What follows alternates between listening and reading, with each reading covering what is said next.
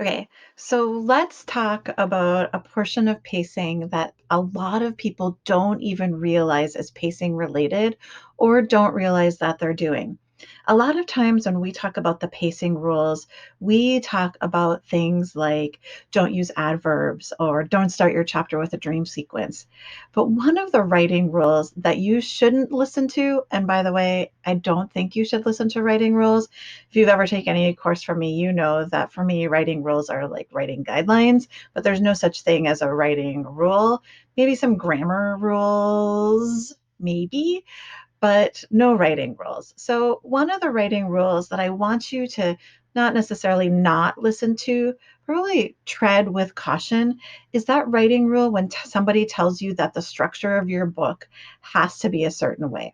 So, when you're writing, have you ever encountered a situation where the characters are just not really going along with what you thought the flow of the story was, where you feel stuck in a certain section, where the story just doesn't seem to be working or coming together? Or, maybe you just feel like you're beating your head against the wall with the story and it's just not working, no matter how many times you try to get to the end.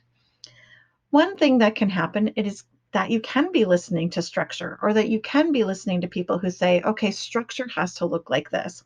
Look, I think that writing beats work for a lot of people, and I have recommended writing beats and books about writing beats to a lot of authors. But I also think there's a time when those writing beats can also create an issue for you in your story, in that it's not the structure that your story needs. So especially when we talk about what the all is lost moment, the black moment, that moment when everything is supposed to really come to a head or come to a climax, that is particularly when writing beats can interfere with a story structure. So let me give you an example. A few years ago, I was working on a book. It was the second book in a trilogy. In the first book, the hero and heroine were secondary characters. And at the end of book one, the heroine of book two ran away from the hero. So book two is a second chance romance. She ran away because she was afraid of something, and somebody basically came back into her life, made her afraid for the hero, and made her take off. So in book two, we have a hero and heroine who are coming back together and they have trust issues. The hero in particular has trust issues, but the heroine too. She doesn't trust herself. And in some ways, she doesn't trust the hero. But the hero, of course, doesn't believe that the heroine's not going to do exactly the same thing that she did before. So as the author is writing the book, as we're editing, I come to approximately the two-third mark, probably about 80% in, and what happens? The heroine does exactly the thing that she had done at the end of book one, the thing that made the hero not trust her to begin with. And everything falls apart in the book at this moment. This is the moment where I say, the last 20% of your book does not work. Why?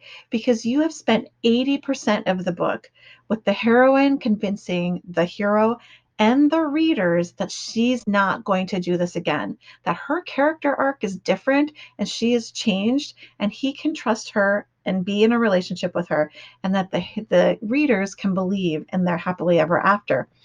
If you continue with this right here and have the heroine do exactly what she did before, you've completely destroyed 80% of work that you just did. All of that time you spent building up trust.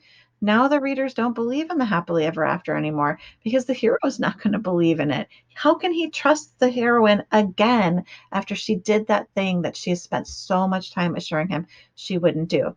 So what happened? The author said to me, I thought that I had to have an all is lost moment at this certain point in the book. That's how books are structured.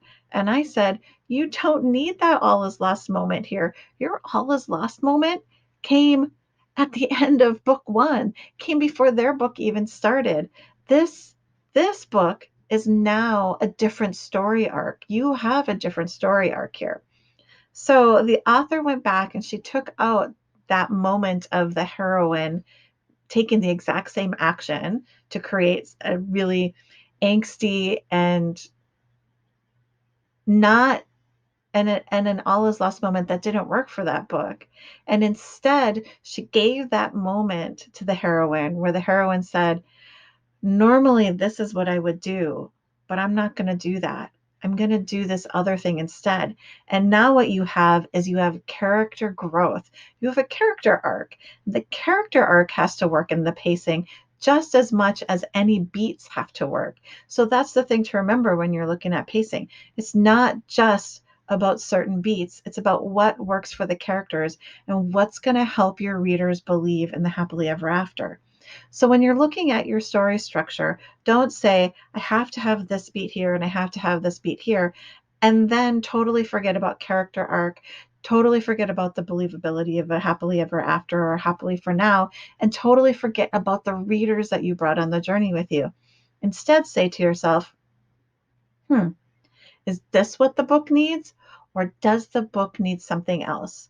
So, my advice for the day is don't get stuck in somebody else's story structure. Don't get stuck in artificial writing rules because those can throw your pacing off too.